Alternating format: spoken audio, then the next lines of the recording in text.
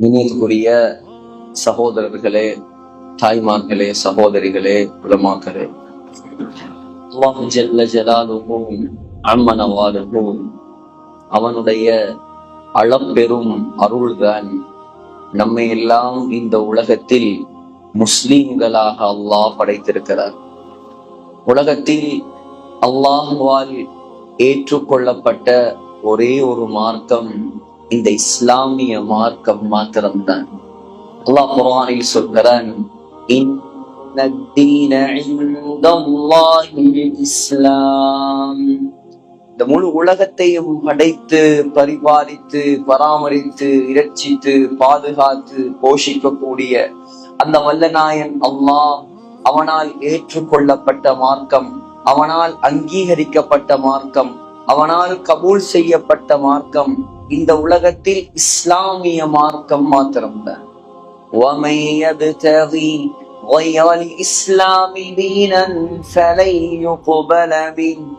யார் இஸ்லாம் அல்லாத வேற ஒரு மார்க்கத்தை தன்னுடைய மார்க்கமாக தேர்ந்தெடுத்துக் கொள்கிறாரோ, அல்லாஹ் சொல்கிறான், அவரிடம் இருந்து அந்த மார்க்கம் அல்லாஹ்விடம் ஏற்றுக்கொள்ளப்படாது.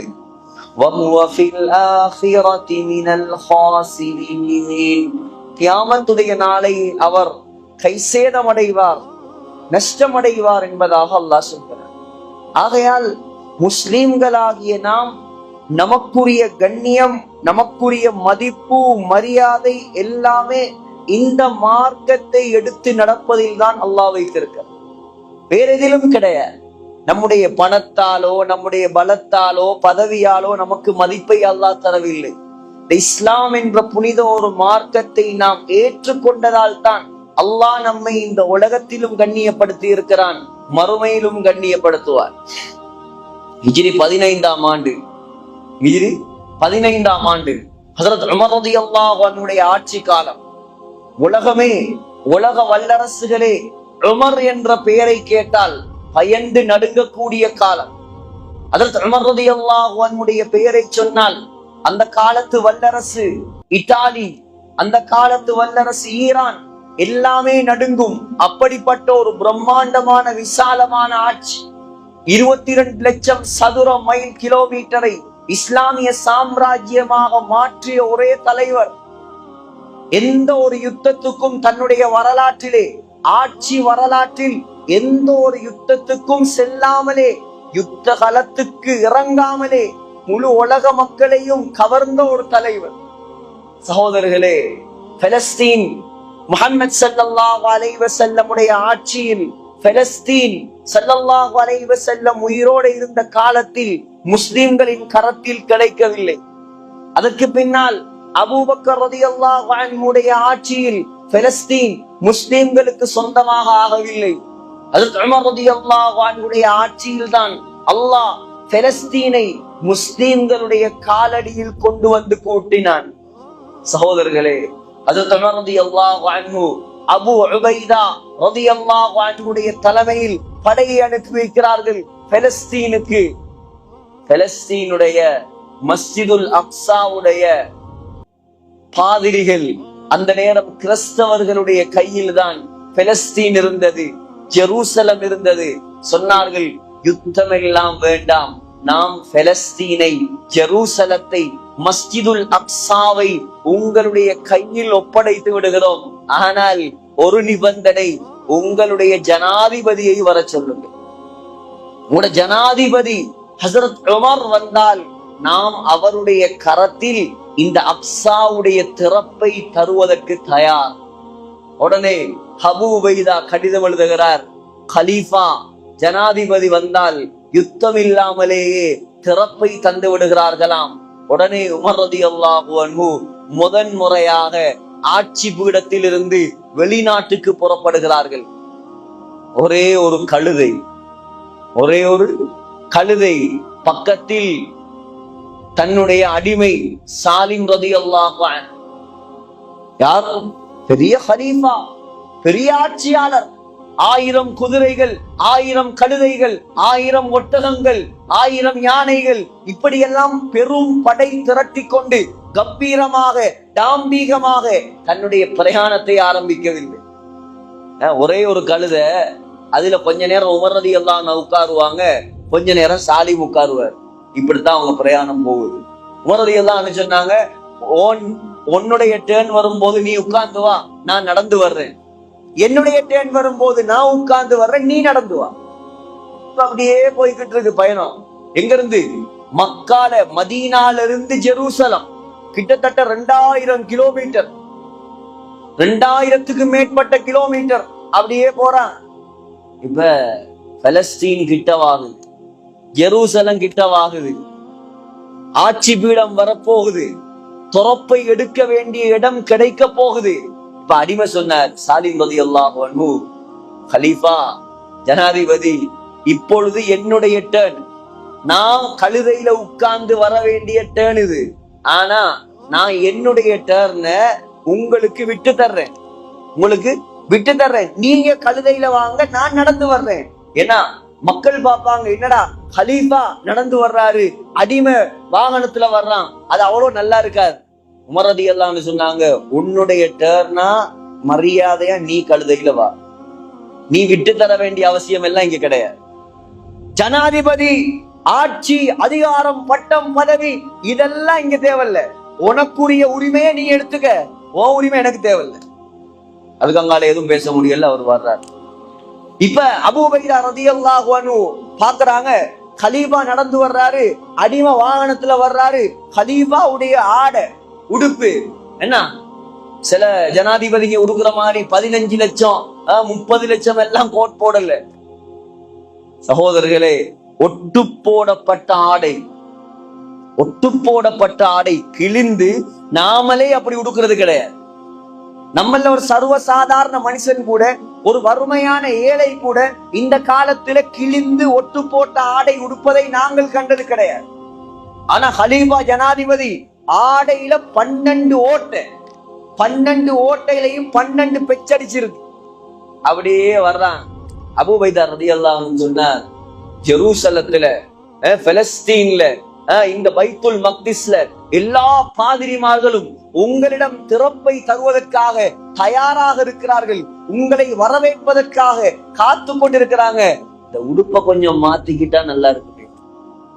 இந்த ட்ரெஸ் அவ்வளவு நல்லா இல்லையே, ஒரு கலீஃபாவுடைய ட்ரெஸ் மாதிரி இல்லையே, மாத்திக்கிட்டா நல்லா இருக்குமே. நாம என்ன, ஏன் உடுப்ப தரவா, ஏன் ட்ரெஸ் தரவா, நீங்க உங்க ட்ரெஸ் தாங்க.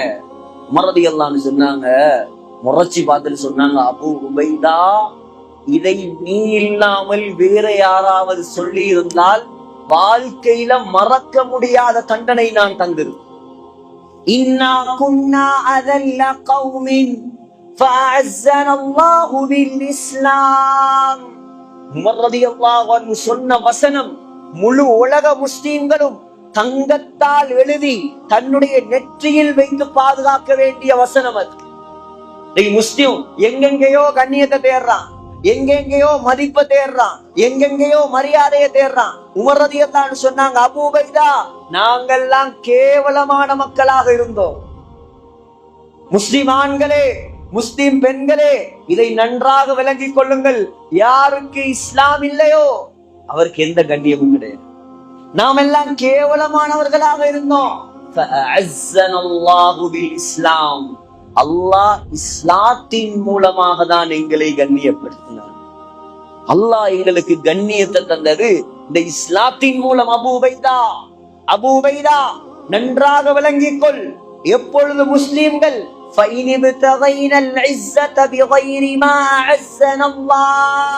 அல்லாஹ் எந்த இஸ்லாத்தின் மூலமாக கண்ணியப்படுத்தினானோ அந்த இஸ்லாத்தை தூக்கி வீசிவிட்டு வேற வேற விடயங்கள் மூலமாக கண்ணியத்தை தேட ஆரம்பிப்பார்களோ அதெல்லாம் அல்லாஹ் முஸ்லிம்களை கேவலப்படுத்த ஆரம்பிப்பார்.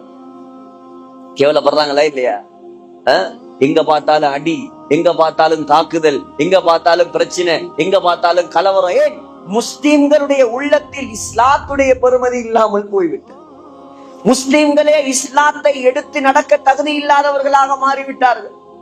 ஆகையால் கண்ணியமானவர்களே, நம்முடைய கண்ணியம், மதிப்பு எல்லாம் அல்லாஹ் இந்த இஸ்லாத்தில் வைத்திருக்கிறான். ஆணாக இருக்கலாம், பெண்ணாக இருக்கலாம், அல்லாஹ் இந்த இஸ்லாத்தின் மூலமாக தான் எல்லா கட்டங்களிலும் நம்மை கண்ணியப்படுத்தி இருக்கிறார். பெண்களே, உங்களுக்கான விசேட அமர்வு இது. சிந்தித்து பாருங்கள். இஸ்லாம் வருவதற்கு முன்னால், ஸல்லல்லாஹு அலைஹி வஸல்லம் இந்த உலகத்துக்கு நபியாக வருவதற்கு முன்னால், குர்ஆன் இறங்குவதற்கு முன்னால் பெண்களுடைய நிலை இந்த உலகத்தில் எவ்வாறு இருந்தது? பெண்களுக்கு ஒரு மதிப்பு இருந்ததா? மரியாதை இருந்ததா? பெண்களை ஜாகிலியா காலத்தில் வியாபார பொருட்களை விட கேவலமாக நடத்தினார்கள். மாத காலங்கள்ல பெண்களை வீட்டுக்குள்ள கூட இருக்க மாட்டானா, வெளியில தள்ளிடுவானா. வேறையா ஒரு ரூமை வச்சு, இந்தா இதுக்கு கடை, வீட்டு பக்கமெல்லாம் வராத. கணவன் செத்துட்டானா நீ வாழவே தகுதி இல்லை. ஜாகிலியா காலம். யாருடைய கணவன் செத்துருவாரோ, மௌத்தாயிருவாரோ, நீ வாழ்வதற்கே தகுதி கிடையாது. நீ எல்லாம் வாழ தகுதி இல்லை, நீ செத்து போயிரு. பொம்பளை புள்ள பிறந்தா அல்லாஹு அக்பர். அந்த எங்கமோ ஒரு ஊர்ல இருக்குல்ல, இப்பயும் அந்த கள்ளிப்பால் கொடுத்து கொள்ளுவாங்க. இப்ப கொள்றானுங்களோ இல்லையோ தெரியல. கள்ளிப்பால் கொடுக்கறது, கொல்றது ஜாகிலியா காலம். அதெல்லாம் இல்ல. கள்ளிப்பால் கொடுக்கறதும் இல்ல, ஒரு பாலும் கொடுக்கறது இல்ல. உயிரோட குழி தோண்டி புதைக்க வேண்டியது. நான் சொல்றது இல்ல, அல்லாஹ் சொல்றான். அல்லாஹ் சொல்றான், فَإِذَا بُشِّرَ أَحَدُهُمْ بِالْأُنْثَى. அல்லாஹ் சொல்றான், ஜாகிலியா காலத்தில் யாராவது ஒரு தகப்பனுக்கு உங்களுக்கு ஒரு ஆண் குழந்தை அல்ல பெண் குழந்தை பிறந்திருக்கிறது என்பதாக சொல்லப்பட்டால், அல்லாஹ் சொல்றான், பெண் குழந்தை பிறப்பது நன்மாராயம். நன்மாராயம். இந்த நன்மாராயம் அவனுக்கு சொல்லப்பட்டால், அந்த தகப்பன் இருக்காரே,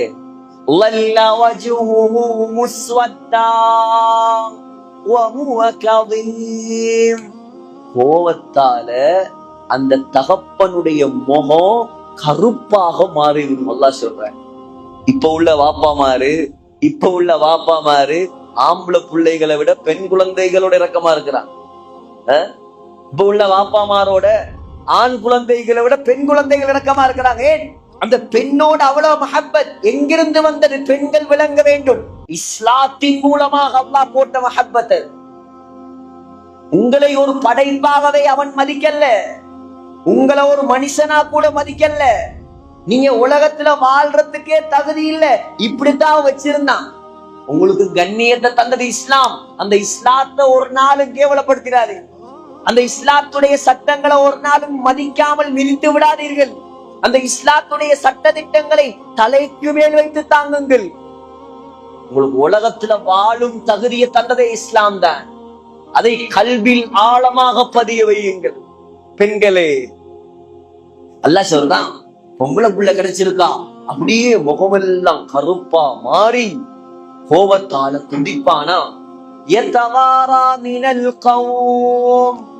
வீட்டை விட்டு வெளியே வர மாட்டான், சமூகத்துக்கு தலை காட்ட மாட்டானா. பொம்பளை புள்ள கிடைச்சிருக்கு, கேவலம் எனக்கு உண்டாயிட்டு. பொம்பளை புள்ள பிறந்த வாப்பா தலை காட்ட மாட்டாராம் சமூகத்துல, வீட்டுக்குள்ள ஒளிஞ்சிருப்பாரா. யோசிப்பானா, கேவலத்தோட இந்த புள்ளைய நான் வளர்க்கிறதா, அல்லது இந்த புள்ளைய உயிரோடு குழி தோண்டி புதைப்பதா? புனிதமான ஹராம், மஸ்ஜிதுல் ஹராம். உங்களுக்கு தெரியும், நாம இந்தியால செஞ்சிக்கோட்டையில ஹரத்துல தொழும் நன்மையை எடுக்க வேண்டும் என்றார். ஹரத்துல 2 ரக்காத் தொழுகிற நன்மை நமக்கு இந்தியால கிடைக்கணும்னா நாங்க 1 லட்சம் ரக்காத் இங்க தொழுவோம்.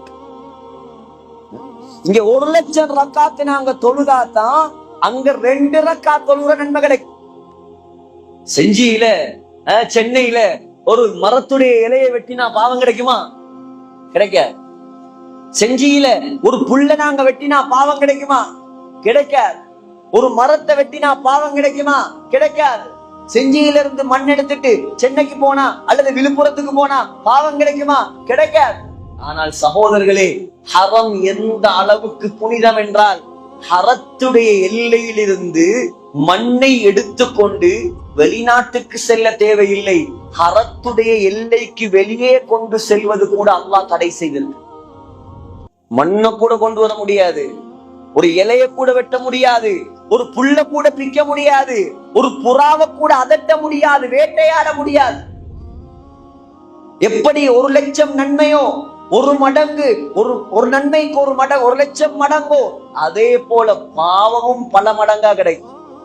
அப்படியான புனிதமான ஹரத்துல சகோதரர்களே, அந்த ஜாஹிலியா காலத்துல என்ன செஞ்சான் தெரியுமா? நான் ஹரத்தை சுத்தி 4-5 ஊர் இருக்கு. ஹரத்தை சுத்தி முதலாவது பிஸ்பலா, ஸ்ரீலங்கா இந்தியால இருந்தெல்லாம் போனா அங்கதான் தங்குவா.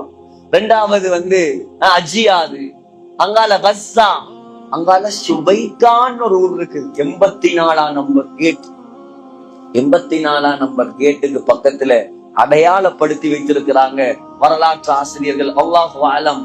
அந்த இடம்தான் ஜாஹிலியா காலத்தில் பெண் குழந்தைகளை உயிரோடு குழி தோண்டி புதைத்த இடம். எங்க? இந்தியால அல்ல, இலங்கையில அல்ல, ஹரம் ஷரீப். பிறந்தாச்சா சில ரிவாயத்துல வருது, பிறந்து அந்த அம்மா மறைச்சி வச்சு அந்த குழந்தை பெரியாள் ஆனதுக்கு பின்னால தகப்பனுக்கு இறக்கம் வருன்னு சொன்னாவா, தகப்பன் என்ன செஞ்சானா கொண்டு போய் பெரிய புள்ளையும் புதைச்சிட்டான். எந்த அளவுக்குண்டா, மண்ணை தோண்டி புதைக்கும் போது தகப்பனுடைய தாடியில் பட்ட மண்ணை அந்த பெண் குழந்தை தட்டி விடுகிறாள். அதையும் கூட பொருட்படுத்தாமல் குழந்தையை குழி தோண்டி புதைத்தார். அவ்வளோ கேவலப்படுத்தினாங்க பொம்பளையில, அவ்வளோ நாசமான படைப்பாக கருதினார்கள்.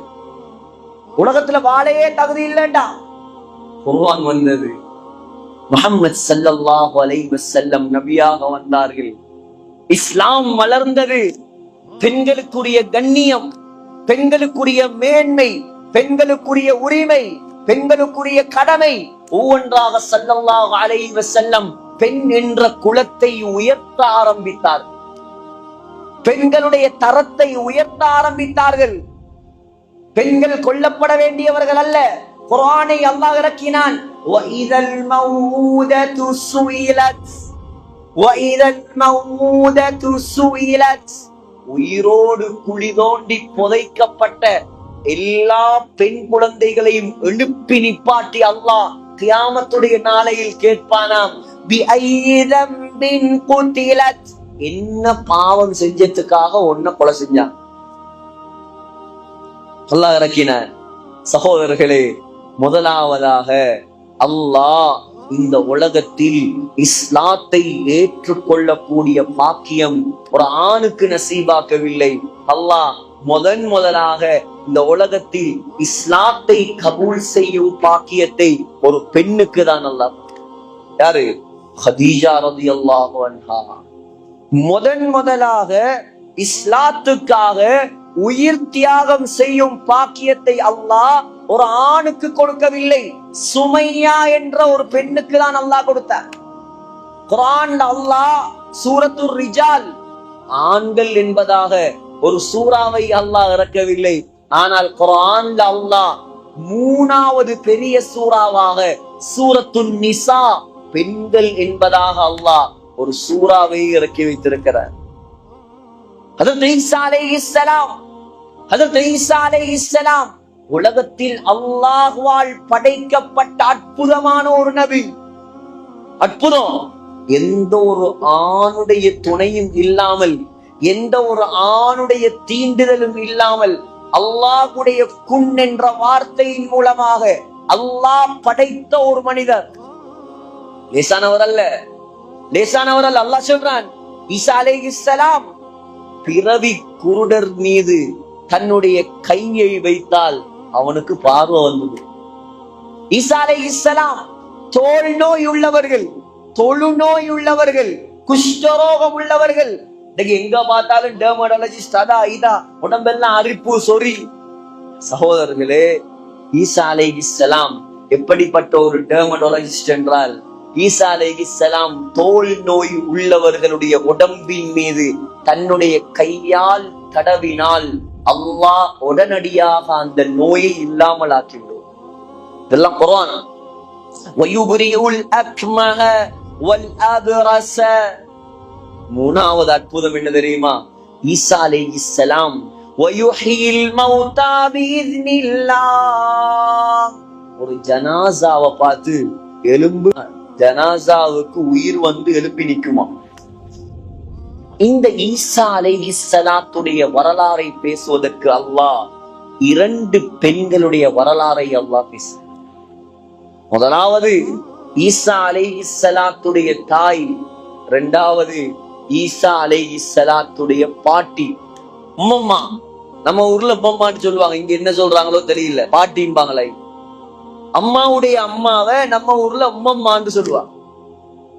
அப்பாவுடைய அப்பா இருக்காரு, அவரை தான் நம்ம ஊர்ல அப்பாண்டுவாங்க. வாப்பாவுடைய வாப்பா இருக்காரு, அவருக்கு தான் அப்பா, அப்பாக்கு வாப்பாண்டுவாங்க. அதனால குழம்பிக்கலாதீங்க, சந்தேகம்னா கேட்டுக்கல. அப்ப ஈசா அலைஹிஸ்ஸலாத்துடைய பாட்டி உம்மம்மா, இலங்கை பாஷையும் கொஞ்சம் நீங்க படிச்சுக்கல தானே வேணும், அப்பதான் அங்க வந்தா உதவியா இருக்கும். பாட்டி என்ன செஞ்சாங்களாம், தன்னுடைய வயிற்றில் குழந்தை இருக்கும் பொழுது உலகத்துல உள்ள எல்லா பெண்களுக்கும் முன்னுதாரணம். குழந்தை வயிற்றுல இருக்கும் போது ஒரு பெண் எப்படி நடந்து கொள்ள வேண்டும், தான் கற்பிணியாக இருக்கும் பொழுது ஒரு பெண் என்ன நியத்து வைக்க வேண்டும், அல்லாஹ் படிச்சு தர்றான் குர்ஆன்ல. ஈசா அலைஹிஸ்ஸலாத்துடைய உம்மம்மா யார்? ஹன்னா, இம்ரானுடைய மனைவி. கற்பிணியாக இருக்கும் பொழுது செய்த துஆவை அல்லாஹ் குர்ஆனில் சொல்கிறான். குழந்தை ஆம்பளை புள்ளனாலே யோசிக்கிறது, என் புள்ள பிறந்தா அவன் பெரியாராய் நல்ல பணம் காசெல்லாம் சம்பாதிச்சு நான் மகாராணி மாதிரி காலுக்கு மேல காலை போட்டு உட்கார்ந்து சாப்பிடணும். இது அதிகமானவங்கட ஆசை. பரவாயில்லை. ஆனா சகோதரர்களே, குழந்தை வயிற்றில் இருக்கும் பொழுது உங்கள் மனைவிமாருக்கு கற்றுக் கொடுங்கள். பெண்களை விளங்கிக் கொள்ளுங்கள், எப்படி நியத்து வைக்க வேண்டும். என்னுடைய வயிற்றில் இருக்கும் குழந்தையை நான் அல்லாஹ்வுடைய மார்க்கத்துக்காக நான் அர்ப்பணிப்பேன். அல்லாஹ் உங்களோட பரம்பரையை வீணாக்க மாட்டான். அல்லாஹ் உங்களோட பரம்பரையை தழைத்து ஓங்க செய்வான். அந்த தாய் சொல்றா, இஸ் காலத் இம்ராத்து இம்ரான் ரப்பி யா அல்லாஹ் இன்னி நான் நதர்து லக உனக்காக நேர்ச்சை செய்து விட்டேன். மா ஃபீ பத்னி முஹர்ரரா, என் குழந்தை, என் வயிற்றில் இருக்கக்கூடிய புள்ள, ஆம்பளை புள்ள இன்ஷா அல்லாஹ் பிறந்தா யா அல்லாஹ் அந்த ஆம்பளை குழந்தைய மஸ்ஜிதுல் அக்ஸாவுக்கு நான் வக்ஃப் பண்ண போறேன். இம்ரான் வாழ்ந்தது எங்க? மரியம் அலைஹிஸ்ஸலாம் வாழ்ந்தது எங்க? மரியம் அலைஹிஸ்ஸலாத்துடைய தாய் குடும்பம் இம்ரானுடைய பரம்பரை வாழ்ந்தது எங்க? சுலைமான் அலைஹிஸ்ஸலாம், ஈசா அலைஹிஸ்ஸலாம், ஜக்கரியா அலைஹிஸ்ஸலாம், யஹ்யா அலைஹிஸ்ஸலாம், தாவூத் அலைஹிஸ்ஸலாம், அவ்வளவு பேரும் வாழ்ந்தது பலஸ்தீன். மக்காவுக்கு வராத நபிமார் இருக்கிறான், மதீனாவுல காலடி வைக்காத நபிமார் இருக்கிறான், பலஸ்தீன்ல காலடி வைக்காத ஒரு நபி இந்த உலகத்தில் கிடையாது. அதைத்தான் ரத்த பூமியா மாத்திட்டு இருக்கிறான். அல்லாஹ் இன்ஷா அல்லாஹ் நிச்சயமாக விடிவு காலத்தை உண்டாக்குவான். நமக்கு அவசரம், எப்படா எப்படா எப்படா. அல்லாஹ் ஒரு நாள் வைத்திருக்கிறான். ஸல்லல்லாஹு அலைஹி வஸல்லம் சொன்னாங்க, வரும் ஒரு காலம் உம்ரானு பைத்துல் மக்திஸ், பலஸ்தீன் ஜெருசலம் செழிப்பான பூமியாக மாறும். முழு உலக முஸ்லிம்களும் தங்களுடைய ஊர்களை எல்லாம் விட்டு பலஸ்தீனில் போய் குடியேற ஆரம்பிப்பார். இன்னைக்கு பலஸ்தீனுக்கு போறனாலே பயப்படுறான், யாரும் போக மாட்டான். அல்லாஹ்வுடைய தூதர் சொன்னாங்க, ஒரு காலம் வரும், ஹாக்கிம்ல இப்னு ஹவாலாவை பார்த்து சொன்னார்கள், இப்னு ஹவாலா, இப்னு ஹவாலா, ஒரு நாள் வரும் அல்லாஹ் இந்த இஸ்லாமிய சாம்ராஜ்யத்தின் மத்திய அரசாக, சென்ட்ரல் கவர்மெண்டாக பலஸ்தீனத்தான் அல்லாஹ் மாத்தும். இந்த சவுதி, இந்த கட்டாரு எல்லாம் எல்லாம் போயிடும். வருங்காலத்து இஸ்லாமிய பேரரசு, இஸ்லாமிய சாம்ராஜ்யம், இஸ்லாமிய குடியரசு பலஸ்தீன் உள்ளத்தில் குறித்து வைத்துக் கொள்ளுங்கள். ஆயாத்தோடு இருந்தா பாருங்க, அல்லாஹ்வுடைய தூதர் சொன்னது நடக்கும். சகோதரர்களே, அந்த பலஸ்தீன் மண்ணில இருந்து, அந்த ஜெருசலத்துல இருந்து, அக்ஸாவுடைய எல்லையில இருந்து அந்த தாய் துஆ செய்றா, யா அல்லாஹ் என் குழந்தைய இந்த புனிதமான முதலாவது கிப்லாவாகிய பைத்துல் மக்திஸுக்கு, மஸ்ஜிதுல் அக்ஸாவுக்கு ஹிதுமத்துக்காக நான் நேர்ந்து வச்சிட்டேன். யா அல்லாஹ் அவர் தீனுடைய பணி செய்யட்டும். தாய் நல்ல நியத்து வச்சா அல்லாஹ் நாட்டம் எப்படி தெரியுமா? ஆண் குழந்தை அல்ல, பெண் குழந்தை. இவன் நினைச்சா எனக்கு கிடைக்க போறது பெண் குழந்தை அல்ல, ஆண் குழந்தை. ஆனா அல்லாஹ்வுடைய நாட்டம் உனக்கு கிடைக்கிறது ஆண் குழந்தை அல்ல, பெண் குழந்தை. இப்ப புள்ள பிறந்துருச்சு. பிறந்தத்தோட பார்த்தா பெண் குழந்தை. என்ன பண்றது? பெண் குழந்தை, அதெல்லாம் சரி வராது, விட்டுட்டு வேலையை பார்ப்போம். அப்படி இல்லை. فلما وضعتها قالت رب إني وضعتها أنثى. யா அல்லாஹ், பொம்பளை புள்ள கிடைச்சிருக்குது, பரவாயில்ல. பொம்பளை புள்ளையா இருந்தாலும் வெச்ச நேர்ச்சையை நான் நிவர்த்தி செய்வேன். கொண்டு போயிட்டு புள்ளைய மஸ்ஜிதுல் அக்ஸால வச்சுட்டான். மஸ்ஜிதுல் அக்ஸாவில் வைக்கப்பட்ட பெண் குழந்தை முதலாவது என்ன செஞ்சா, அந்த பெண் குழந்தை பிறந்தவுடன் மரியம் அழகான பேர் வைத்தாள். தாயுடைய கடமை அல்லாஹ் சொல்லித்தாராம். புள்ள பெக்கிறது, வளர்க்கிறது, படிப்பை கொடுக்கறது மட்டும் இல்லைங்க. சில பெண்கள் நினைச்சிட்டு இருக்கிறாங்க, எப்படி தெரியுமா? நாங்க துணி துவைக்கிற மெஷின், சோறாக்குற ரைஸ் குக்கரு, குழந்தை வளர்க்கிற ஆயா, இப்படித்தான் எல்லாரும் நினைச்சிட்டு இருக்காங்க. ஆனா தாய் என்பது ஒரு தசாப்தத்தை உருவாக்கக்கூடியவர். நமக்கு முன்னால் வாழ்ந்த இஸ்லாமிய தாய்மார்கள் ஒரு குழந்தையை பெற்றெடுக்கவில்லை, ஒரு கம்யூனிட்டியை உருவாக்கியவர். ஈசா அலைஹிஸ்ஸலாத்துடைய உம்மம்மா பாருங்க எப்படி விரந்தத்தோட சொன்னா, மரியம், நான் பேர் வைக்கிறேன் மரியம். அழகான பெயர். 1500 2000 வருடங்களுக்கு முன்னால் ஆரம்பித்த அந்த பெயர் இஹ்லாஸோட வச்சதால இன்னைக்கும் வருதா இல்லையா? இன்னைக்கும் சேலத்துல இருக்கிறாங்களா இல்லையா? தமிழ்நாட்டுல இருக்கிறாங்களா இல்லையா? விழுப்புரத்துல இருக்கிறாங்களா இல்லையா? செஞ்சியில இருக்கிறாங்களா இல்லையா? முழு உலகத்திலையும் மரியம் இருக்கிறாங்க. முதலாவது அழகான பெயர் என்ன பெயர்? மரியம். இரண்டாவது குழந்தைக்காக துவா செய்தார்.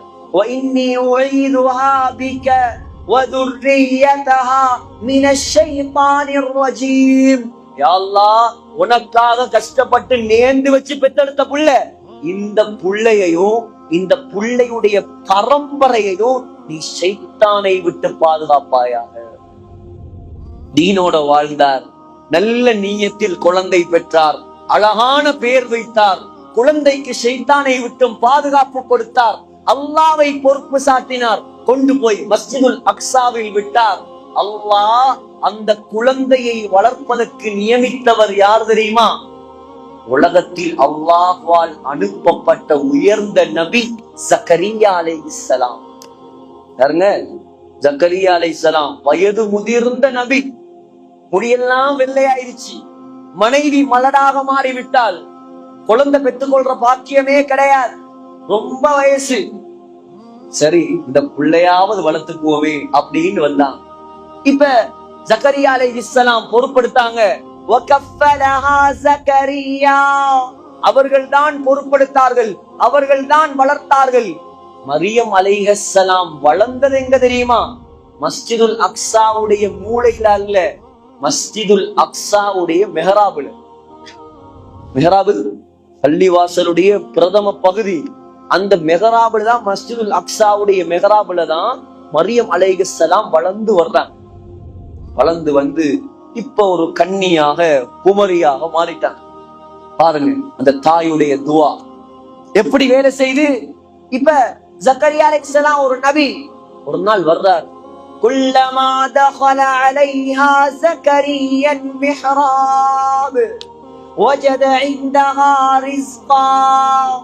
வந்து பார்க்கிறார், மரியம் அலைஹிஸ்ஸலாம் பழங்களை வைத்துக் கொண்டு சாப்பிட்டு கொண்டிருக்கிறார்.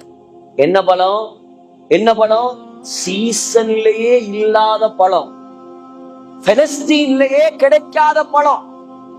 உதாரணமா ஸ்ரீலங்கால தூரி என்ற ஒரு பழம் இருக்கு, உங்களுக்கு தெரியுமா? இங்க இருக்கோ தெரியல. தூரி என்ன ஒரு கலீல் அஹ்மத் மௌலானா கீரனூரி சொல்லுவாங்க, ஸ்ரீலங்கா வந்தா தூரி எங்கா தின்னாம போகப்படாது. அது ஸ்ரீலங்கால ரொம்ப ஃபேமஸ்.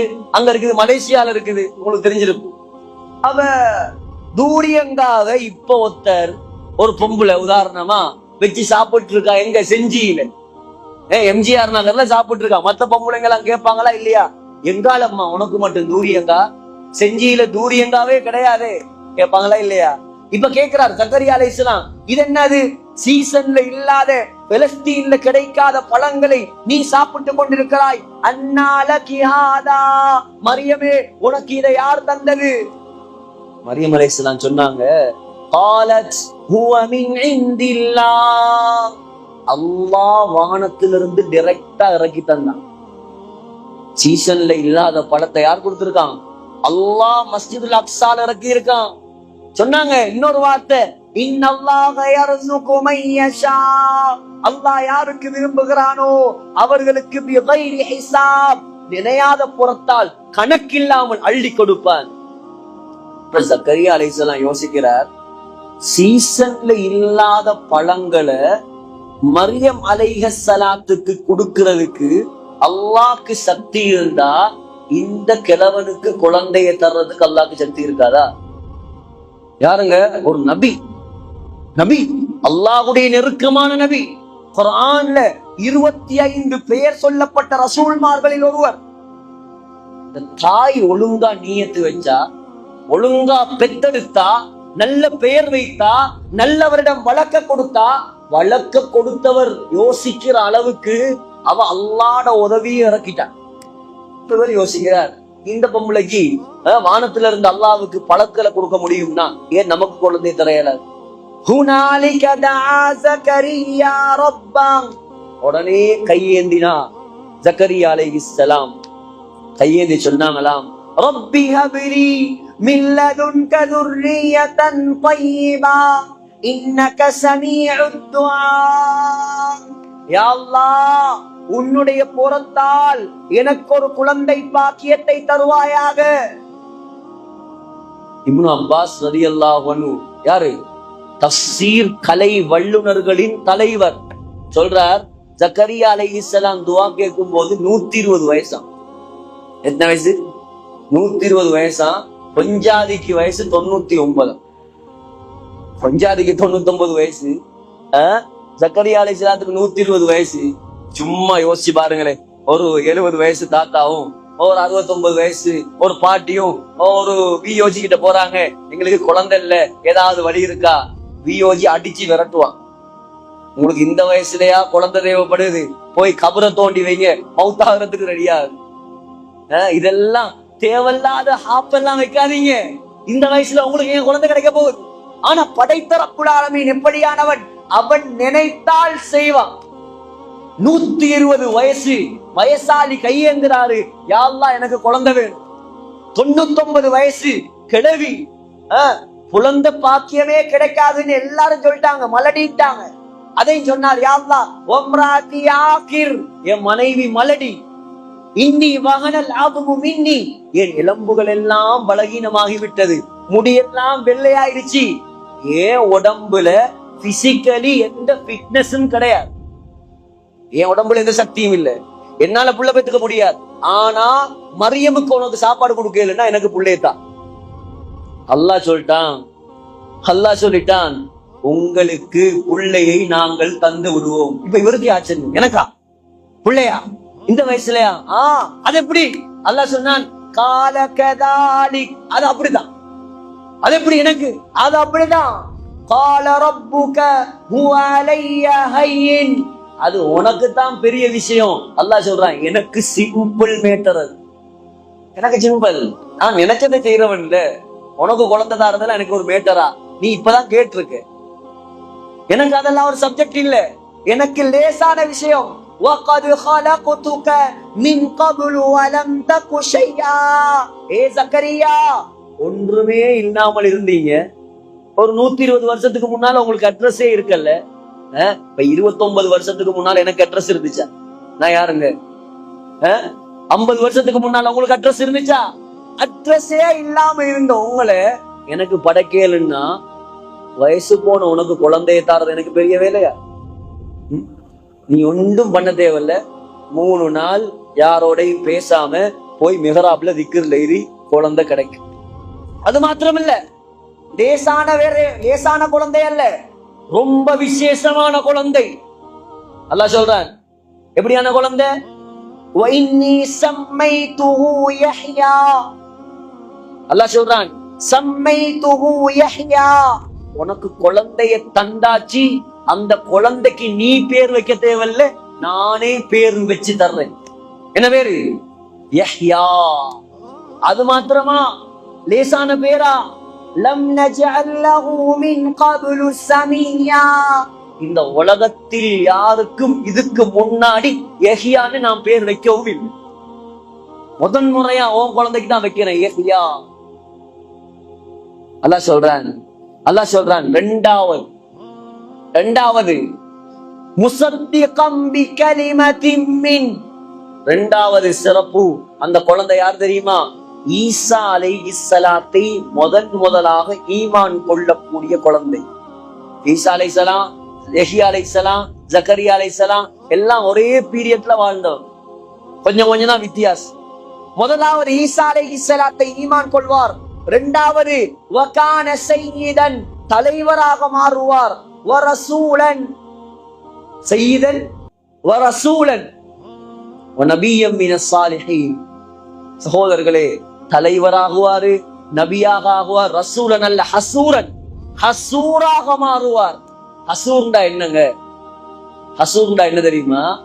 உலகத்துல அல்லாஹ் அனுப்பிய எல்லா நபிமார்களும் திருமணம் முடிச்சு புள்ள கூட்டி பெற்று தான் வாழ்ந்தார். ஆனா ரெண்டு நபிமார் திருமணம் முடிக்கல. யார்? ஒன்று யஹ்யா அலைஹிஸ்ஸலாம், இரண்டாவது ஈசா அலைஹிஸ்ஸலாம். ஈசா அலைஹிஸ்ஸலாம் இன்ஷா அல்லாஹ் இறங்குவாங்களா இல்லையா? உலகம் அழியும் போது, மஹ்தி அலைஹிஸ்ஸலாம் வரும்போது, வந்ததுக்கு பின்னாடி டமஸ்கஸ்ல இருக்கக்கூடிய வெள்ளை மினாரால ஈசா அலைஹிஸ்ஸலாம் இரண்டாவது வானத்திலிருந்து மலக்குமாருடைய இறக்கையில் தொங்கிக் கொண்டு இறங்குவாங்க. முழு உலகமும் அதை பார்ப்போம். இறங்கினதுக்கு பின்னால, தஜ்ஜால கொன்னதுக்கு பின்னால, ஹஜ்ஜி செஞ்சு கல்யாணம் முடிச்சு குழந்தை கூட்டி எல்லாம் பெற்றதுக்கு பின்னாலதான் ஈசா அலைஹிஸ்ஸலாம் மௌத்தா போவாங்க. ஆனா யஹ்யா அலைஹிஸ்ஸலாம் திருமணம் முடிக்கல. ஏன்? அவர் ஹசூர். ஹசூருண்டா அல்லாஹ் அவரை எப்படி படைச்சிருந்தான்னா, உலமாக்கள் எழுதுறாங்க, ஒரு மலக்கை போல அல்லாஹ் படைத்திருந்தார். மலக்குக்கு என்ன இல்ல? திருமணம் தேவையா? பெண்ணாசை இருக்கா? பெண்ணுடைய ஆசை இல்லாமல், திருமணத்துடைய தேவை இல்லாமல் ஒரு மலக்கை போல அல்லாஹ் அவரை படைத்திருந்தார். யார துவாங்க? ஒரு பொம்பளை செஞ்ச துவா. ஒரு பொம்பளை அல்லாஹ் கிட்ட வச்ச நேர்ச்ச. அந்த பொம்பளைக்கு ஒரு புள்ள கிடைச்சி, அந்த புள்ளைக்கு வானத்திலிருந்து சாப்பாடு இறங்கி, அதை பார்த்த ஒரு நபி அல்லாஹ் கிட்ட துவா செஞ்சு, அந்த துவாவின் மூலமாக ஒரு தலைவர், ஒரு ஹசூரு, ஒரு முசத்திக்கு, இப்படிப்பட்ட கொள்கைகள் நிறைந்த ஒரு சங்கையான நபி அல்லாஹ் பரிசா கொடுத்த. பெண்கள் யோசிக்கணும் என்னத்த, இப்படி வரலாறு படைத்தவர்கள் தான் உலகத்தில் நபிமார்களின் தாய்மார். ஒரு ஈசா அலைஹிஸ்ஸலாத்துடைய வரலாறுக்கு பின்னால எத்தனை வரலாறு இருக்குது பாத்தீங்களா? ஆகையால் பெண்களே, நீங்கள் எல்லாம் லேசானவர்கள் அல்ல. சமூகத்தின் கட்டமைப்பே நீங்கள் தான். பெண்கள் எல்லாம் எப்படி தெரியுமா? மரத்துடைய ரூட், மரத்துடைய வேரை போல மறைந்துதான் இருப்பாங்க.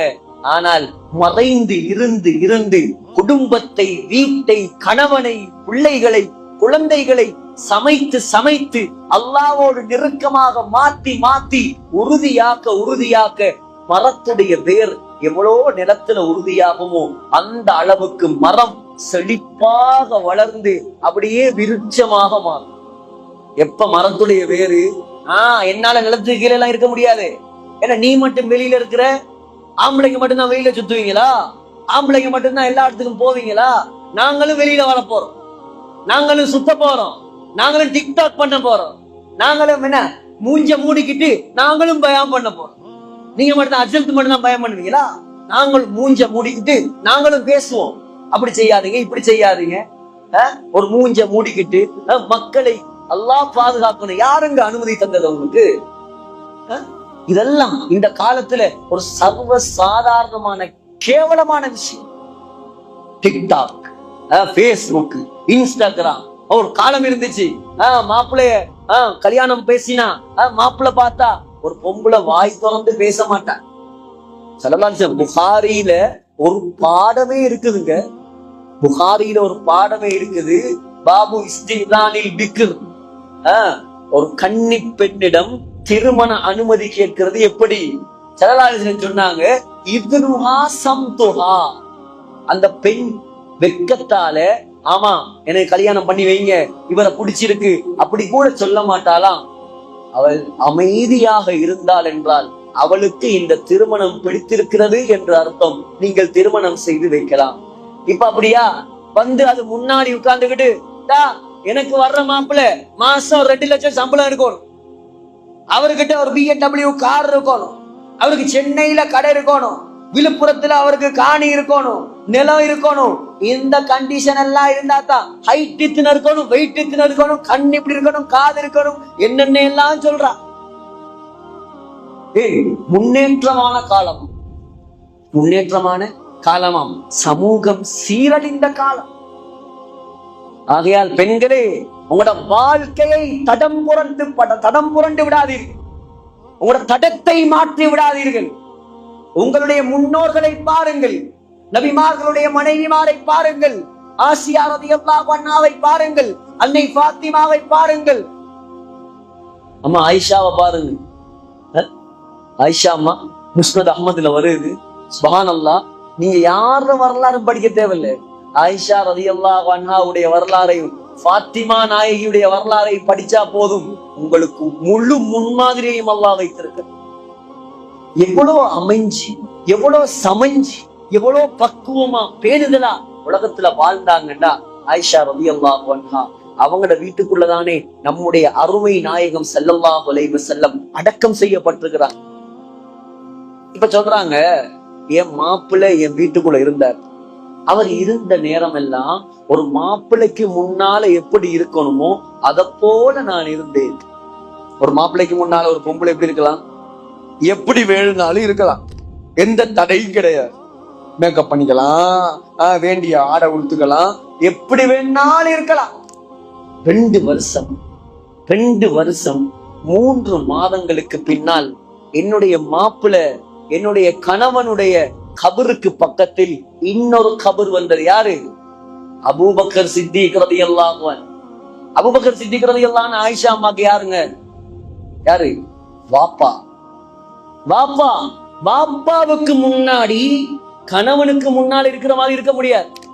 கொஞ்சம் மரியாதையோட, கொஞ்சம் டீசெண்டோட தான் இருக்கணும். வாப்பா தகப்பனுக்கு முன்னாடி. தகப்பன் வந்த நாள்ல இருந்து ஒரு தகப்பனுக்கு முன்னாடி எப்படி இருக்கணுமோ அப்படித்தான் நான் அந்த கபரடி கிட்ட போவேன். யாரு? உயிரோட உள்ள தகப்பன் அல்ல, ஜனாசாவா கபருக்குள்ள இருக்கிறார்.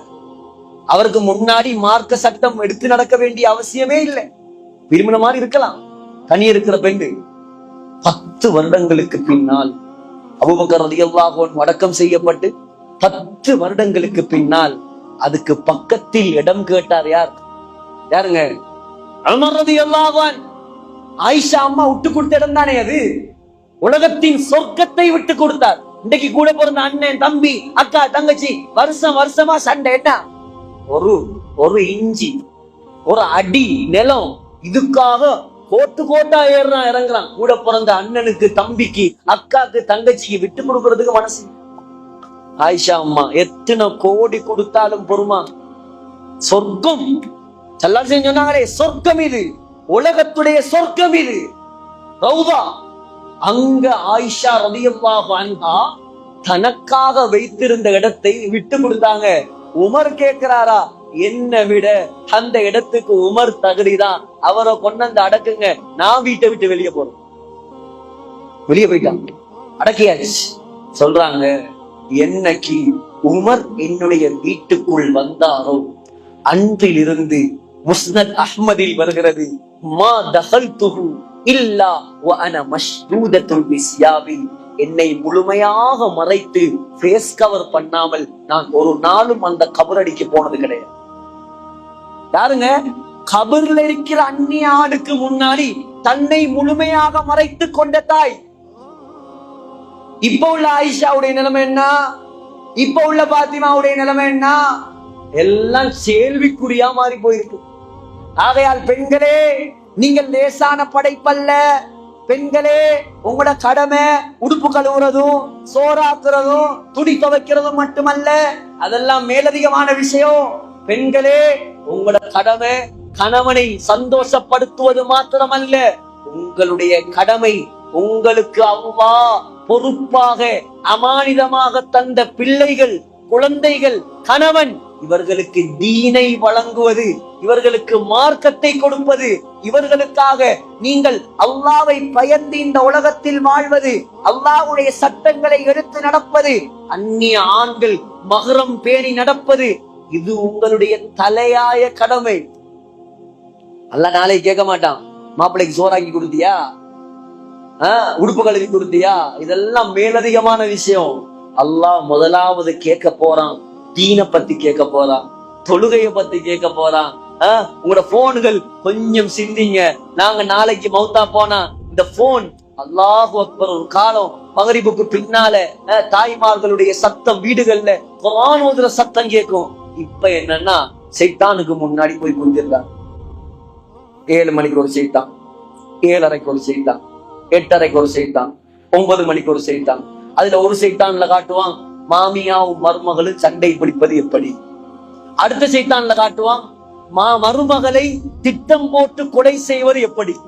3வது சைத்தான்ல காட்டுவான் கணவனையும் தாயையும் பிரிப்பது எப்படி. அதை பார்த்துட்டு இது அது மாதிரி இங்க நடக்கும், அது மாதிரி நடக்கும். நடக்குதா இல்லையா? முழு சமூகம், இலங்கையில உள்ள, இந்தியால உள்ள முஸ்லிம் சமுதாயம் கெட்டு குட்டிச்சோராகி நாசமா போறதுக்கு அடிப்படை காரணம் இந்த சின்ன திரையும் பெரிய திரை. இதை யாரும் மறுக்க முடியாது. ஏரியா ஆஃப் வெல்கரிட்டி, அசிங்கத்துடைய கேவலத்துடைய ஏரியா இந்த சினிமா, இந்த சின்ன திரை. அவள் பணத்துக்காக காசுக்காக மேக்கப் பண்ணிட்டு நடிக்கிற நடிப்பெல்லாம் இவள் நிஜத்துல ரியல்ல செய்ய பார்க்க.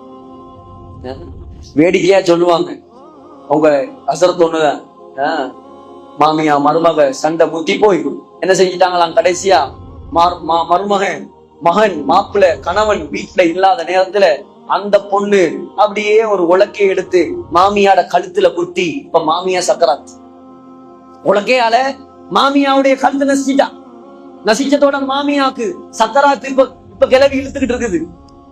இப்ப கணவன் வர்றான், வந்ததோட இந்த பொம்பளை ஓன்னு அழுகுதான், ஹலோ மாமியா விழுந்துட்டாங்களே, அம்மா விழுந்துட்டாங்களே, இப்படி ஆயிடுச்சே, அம்மா கடைசி நிலைமையில இருக்கிறாங்களே, இப்படி எல்லாம் ஆயிடுச்சே, ஐயோ ஐயோன்னு ஒரு நடிப்பா அந்த பொம்பளை போட்டுருச்சு. நல்லா ஆக்டிங். இப்ப இவனும் கொஞ்சம், அவளோ இவனுக்கு மூளை பத்தாது. அப்படியா அப்படியா அங்க போகல. இந்த தாய் சக்கராத்துல இருந்த அந்த பொம்பளை, அந்த கிழவி என்ன செஞ்சிச்சான், சாவுறதுக்கு முன்னாடி இவட போட்டு கொடுத்துட்டு தான் சாவும்.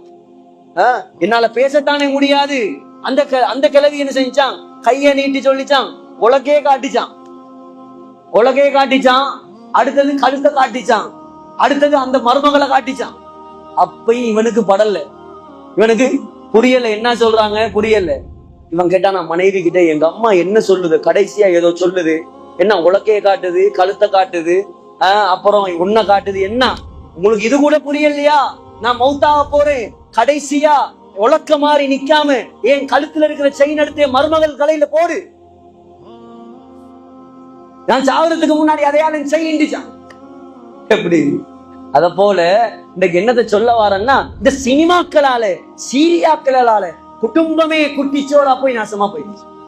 குழந்தைகளை பக்கத்துல வச்சுக்கிட்டு ஆன்னு வாயை பொழந்துகிட்டு பாக்குறது, அந்த குழந்தை எப்படிங்க உருப்படும்? அல்லாஹ்வையும் ரசூலையும் அல்லாஹ்வுடைய தூதருடைய வரலாறுகளையும் படித்து கொடுக்க வேண்டிய காலத்துல சினிமாவையும் சீரியலையும் காட்டினீங்கன்னா, நீங்க போய் மகரிபுக்கு பின்னால நீங்க சீரியல் டிவிக்கு முன்னால உட்கார்ந்தா அந்த குழந்தை என்ன செய்யும், அவன் ரூமுக்குள்ள போயிட்டு பேஸ்புக் பார்க்க ஆரம்பிச்சு, யூடியூப் பார்க்க ஆரம்பிச்சிருவான். அப்புறம் அவன் போன்ல நமக்கு தெரியாததெல்லாம் நமக்கு சொல்லி தர ஆரம்பிப்பான். ஆகையால் இதெல்லாம் லேசான விஷயம் அல்ல. சமூகத்தை அல்லாஹ்வை விட்டும் தூரமாக கூடிய ஆக முக்கியமான கருவிதான் இந்த டிவி, இந்த டிஷ் ஆண்டனா, இந்த போனு எல்லாம் அல்லாஹ்வுக்கு தூரமாக்குறது. அவசியமா பாவீங்க, அளவா பாவீங்க. அதான் கலித் அஹ்மத் கீரனூரி ரஹ்மத்துல்லாஹி அலைஹி திண்டுக்கல் யூசுபியாவுடைய முதல்வர் போனை காட்டி கேட்டாங்களாம், ஸ்மார்ட் போன் இத என்ன, இதுக்கு என்ன சொல்றது? சொன்னாங்களாம் அவசியமான சைத்தான். எப்படி? அவசியமான சைத்தான் தான், அதுல எந்த சந்தேகமும் இல்லை. ஆனா இது வச்சிருக்காம இருக்கவும் முடியாது, அது இல்லாம இருக்க முடியல. தேவைதான், கால் பண்ணணும், தேவை இருக்குது, எல்லாருக்கும் அதுல தேவை இருக்குது. ஆனா நம்முடைய வாழ்க்கை 24 மணி நேரம் அதுல இல்லை. நம்முடைய வாழ்க்கை வேறு. நம்ம எவ்வளவு குர்ஆனை படிக்கணும். நம்முடைய முன்னோர்களை பாருங்க, ஆயிஷா நாயகிய பாருங்க, 2000க்கு மேற்பட்ட ஹதீஸ். ஆயிஷா ரலியல்லாஹு அன்ஹா இல்லைன்னா இன்றைக்கு இஸ்லாத்துல குடும்ப வாழ்க்கையுடைய சட்டமே. பெண்களுக்கு தன்னுடைய சொந்த சுத்த விஷயங்கள் சம்பந்தமான சட்டங்களே இப்ப தெரியாது.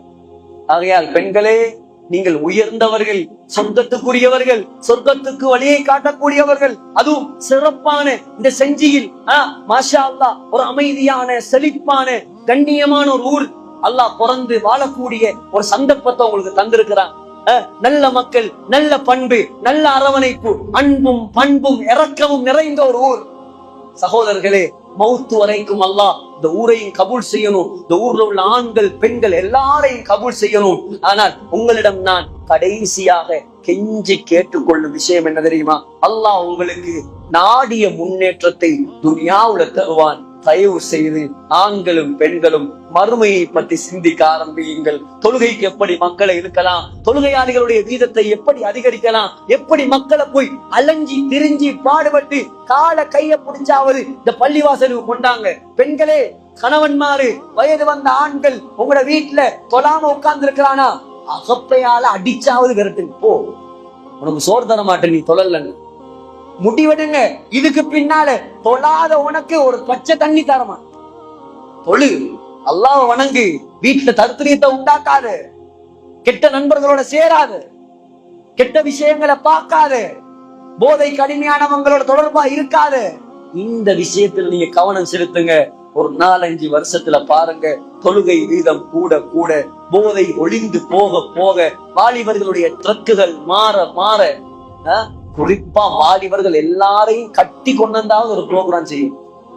இருக்கிற வாலிபர்கள் எல்லாரையும் இழுத்து கொண்டாந்து பள்ளிவாசல்ல கட்டி வச்சாவது அவனுக்கு ஒரு சில விஷயங்கள் சொல்லணும். ஏன்னா வாலிபர்களை முழுமையா டார்கெட் பண்றான். எப்படி பள்ளியை விட்டு தூரமாக்கலாம், எப்படி குர்ஆனை விட்டு தூரமாக்கலாம்.